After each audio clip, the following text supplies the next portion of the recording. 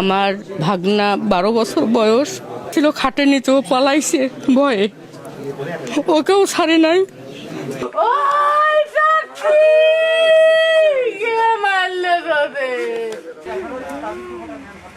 তো এখন পর্যন্ত আমরা এই 4টা যে মৃতদেহ উদ্ধার করেছি, প্রাথমিকভাবে প্রতীয়মান হয় যে এটা খুন।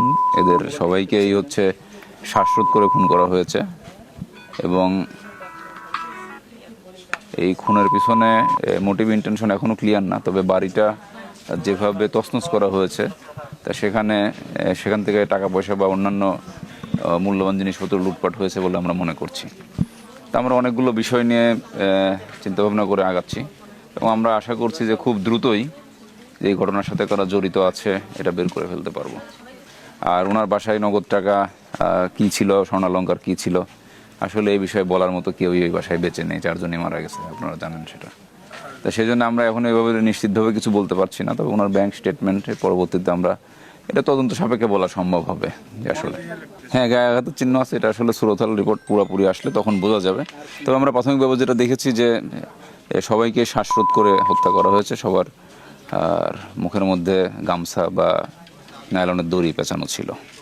এটা আমরা এখন পর্যন্ত যে তথ্য পেয়েছি তাতে এটা শুক্রবার ভোরের দিকে, অর্থাৎ বৃহস্পতিবার দিবাগত রাত্রে শুক্রবার ভোরের দিকে কোনো এক সময় এই ঘটনাটা ঘটেছে।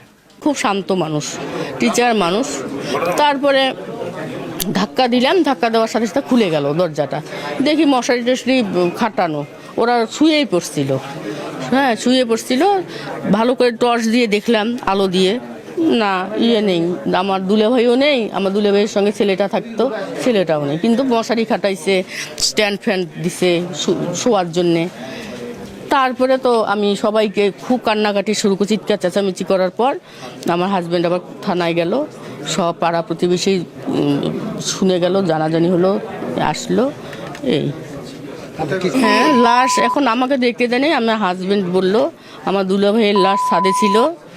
আমার ভাগনা 12 বছর বয়স, ক্লাস 5-এ পড়ে, ও জেলা স্কুলে।